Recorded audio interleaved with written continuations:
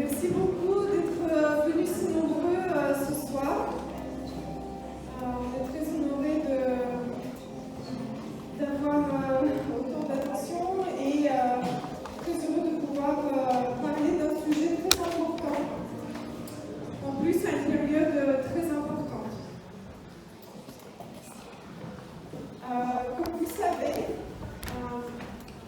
Alexei Navalny, un des leaders de l'opposition politique russe, a été assassiné il y a quelques jours dans une prison très reculée dans le nord de la Russie. Et bien sûr, ce sujet a une importante empreinte aussi sur notre événement d'aujourd'hui. On a un peu adapté le déroulé de la conférence, mais il va être encore plus intéressant dans ce contexte qui a vraiment bouleversé une grande partie de la société russe, justement d'essayer d'analyser et de comprendre dans quel état d'esprit se trouve cette société aujourd'hui. Je voudrais juste dire quelques mots au début au sujet d'Alexei Navalny. Et je me présente avant de me lancer. Donc, je suis Olga Prokofiev, présidente de l'association Russie Liberté.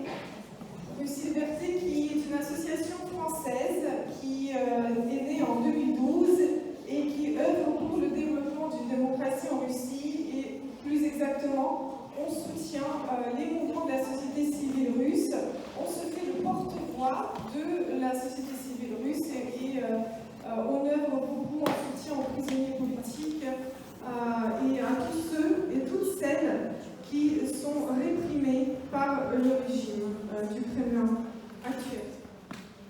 Nous organisons beaucoup d'événements comme celui-ci, aussi des manifestations, des rencontres dans des formats différents, des expositions, des discussions. Demain aura lieu une grande manifestation place du Trocadéro à 18h en hommage à Alexei Navalny. Et je vous invite tous à y venir. Et bien sûr, samedi aura lieu aussi une manifestation pour les 2 ans de guerre en Ukraine et nous serons aux côtés des Ukrainiens et aux côtés de toute une coalition d'associations et d'organisations françaises et internationales pour marcher en soutien à l'Ukraine et ce sera à 14h place de la République. Pour revenir donc au sujet d'aujourd'hui, notre association ainsi que tous les mouvements nationaux, Alexei Navalny représentait pas seulement un leader d'opposition, Alexei Navalny représentait un espoir, une aspiration vers une Russie démocratique, libre, transparente, toutes ces valeurs qu'il véhiculait tout au long de sa longue carrière. Alexei Navalny représentait aussi le courage, il incarnait le courage, car comme vous le savez, il a décidé de sa propre volonté de retourner en Russie alors qu'il a subi un terrible empoisonnement, qu'il était dans le coma, qu'il a dû se faire soigner pendant de longs mois, et malgré ça, il a décidé de retourner en Russie. Il a bravé le danger, tout en sachant qu'il pouvait se faire emprisonner, et bien sûr le régime a tout fait pour l'emprisonner, a tout fait pour l'isoler, pour l'enfermer, et a tout fait pour le tuer. Pour nous, il n'est aucun doute que c'est le Kremlin qui est derrière cet assassinat. Alexei Navalny aimait beaucoup la Russie. Alexei Navalny aimait la Russie pour tout ce qu'elle peut devenir et tout ce qu'elle est, mais pas ce que le régime du Kremlin représente. Il aimait la Russie pour lui donner justement tout l'aspect qu'il faut pour que le pays soit démocratique, pacifique. Il était contre l'invasion de l'Ukraine, il était contre toutes les guerres menées par le régime poutinien et il défendait tous ceux qui aspiraient à la liberté et il se battait contre la corruption. Ces enquêtes anticorruption ont pu être vues par des millions de Russes et il révélait au grand monde, au grand jour,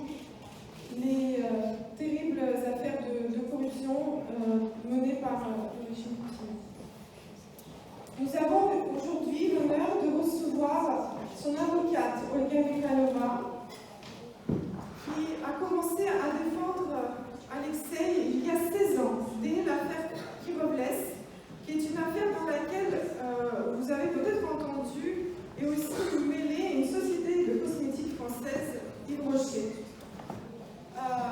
De toute influence sous la demande du Kremlin Express, Yves Rocher avait porté plainte contre Alexei Navalny et ses premiers procès ont été lancés à cause de ça.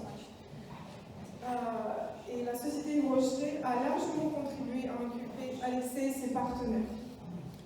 Puis Olga a défendu Alexei dans l'ensemble de très nombreux procès qui ont été intentés contre lui, car il était victime d'un réel acharnement judiciaire pendant de nombreuses années. Aujourd'hui, Olga, accusée d'extrémisme en Russie, comme tous ceux qui ont collaboré avec Alexei Navalny, a demandé l'asile en France et se trouve en attente de la décision des autorités françaises. Rappelons aussi que 3 autres avocats d'Alexei sont aujourd'hui actuellement emprisonnés en Russie. Vadim Kobzev, Alexei Bitser et Igor Serbin. Je vous demande d'applaudir Olga Mikhailova.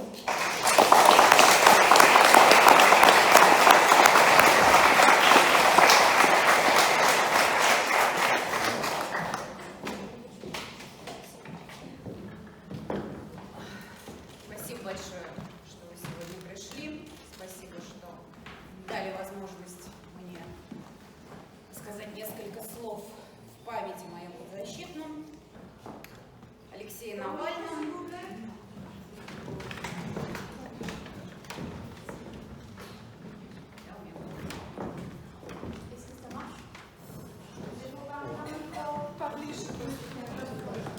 Так, меня слышно?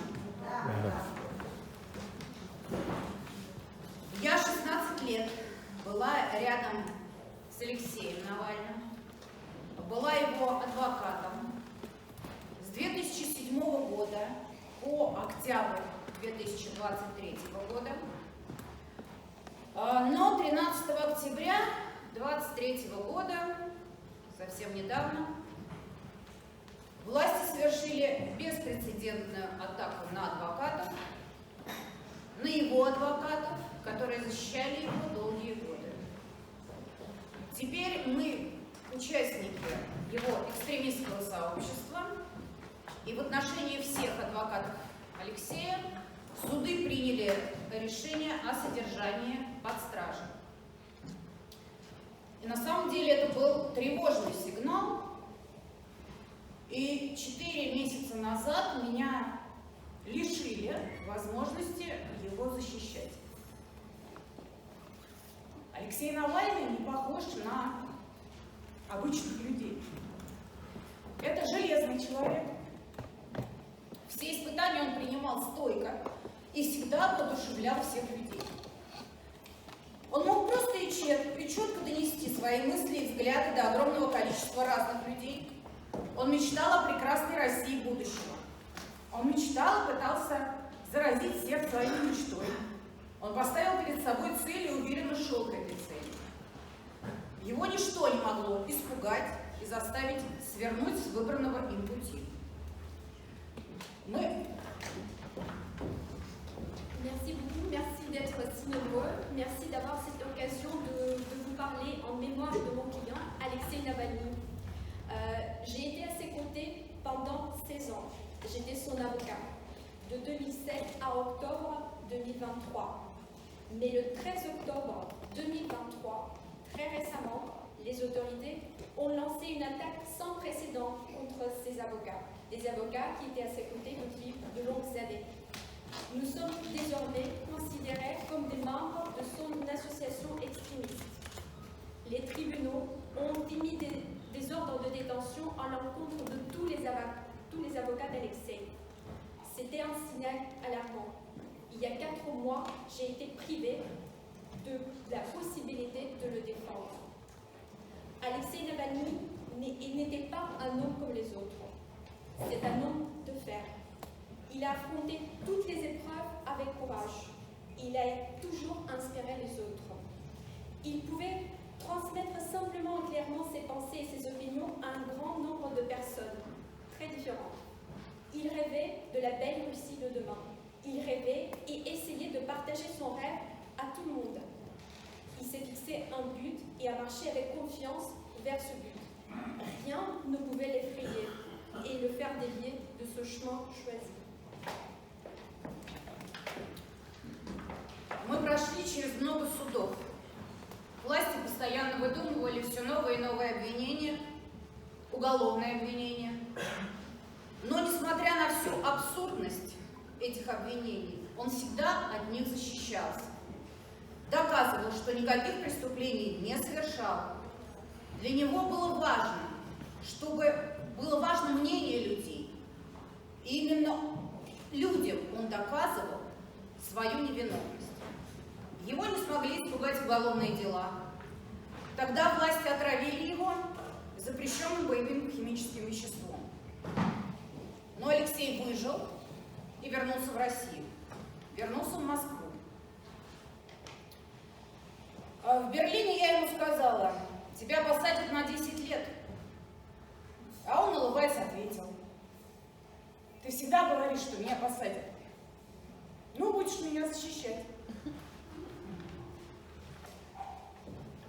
Его задержали прямо в аэропорту, и больше на свободу он не вышел. Но где бы он ни находился, он всегда был за свободу. За свободу для людей, за свободу слова, свободу выражения мнения, за свободные выборы. Алексей многократно повторял: Россия будет свободной. А еще он хотел, чтобы Россия была счастливой.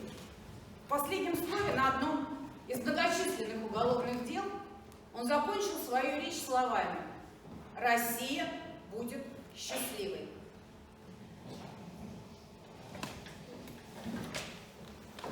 Nous avons traversé ensemble de nouveaux procès. Les autorités inventaient sans cesse de nouveaux chefs d'accusation criminels. Mais malgré l'absurdité de ces accusations, il s'en défendait toujours, prouvait qu'il n'avait commis aucun crime.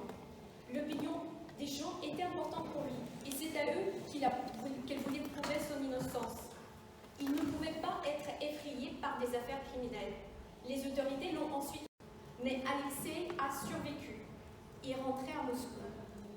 À Berlin, je lui ai dit: tu seras emprisonné pour 10 ans. Et il m'a répondu: tu me dis toujours que je serai emprisonné. Tu vas me défendre? Il a été arrêté à l'aéroport et il n'est plus jamais été libéré. Mais où qu'il soit, il était toujours pour la liberté des gens, pour la liberté de parole, pour la liberté d'expression, pour les élections libres. Alexei répétait sans cesse: la Russie sera libre. Il voulait aussi que la Russie soit heureuse. Lors de ses nombreux procès criminels, il a terminé son discours par ces mots: la Russie sera heureuse. Его не сломили ни пыточные условия, в которых он жил последние 3 года. 100 дней он провел в холодной камере штрафного изолятора, где в течение дня мог либо стоять, либо сидеть на железной табуретке. Передачи и свидания с родственниками в ШИЗО были запрещены. Ему запрещали есть свои продукты. 3 раза в день приносили кружку горячей воды. И это была единственная горячая его пища. Над ним издевались и морили голодом. Но все эти издевательства он переносил с гордо поднятой головой, еще и ободряя нас. Алексей Навальный – это удивительный, мужественный, харизматичный политик. Власти утверждают, что он умер. Маме Людмиле Ивановне Навальный до сих пор не показывают тело сына. Но даже если это и так, и он убит, то я уверена, что он не только войдет в историю, но и повлияет на дальнейший ход этой истории.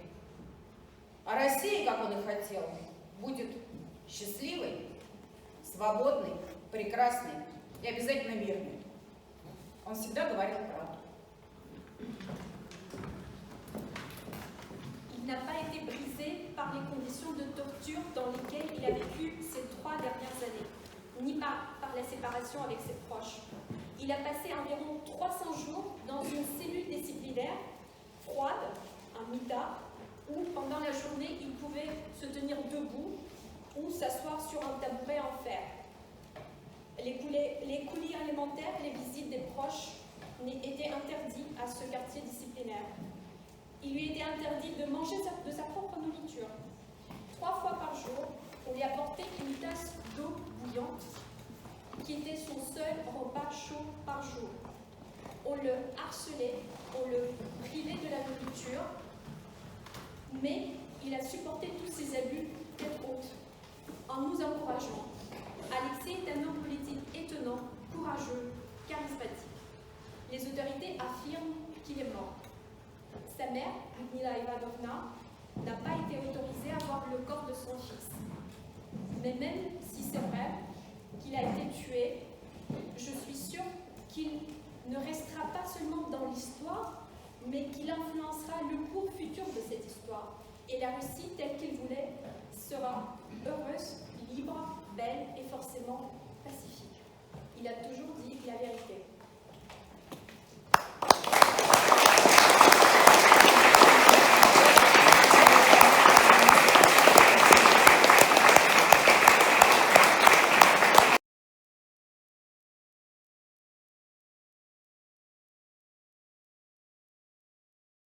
Merci Olga, merci aux intervenantes pour cette soirée qui effectivement, je pense, était prévue avant le 16 février et avant l'annonce du décès de Navalny. Navalny qui est bien sûr qui nous évoque avant tout le courage, la résistance.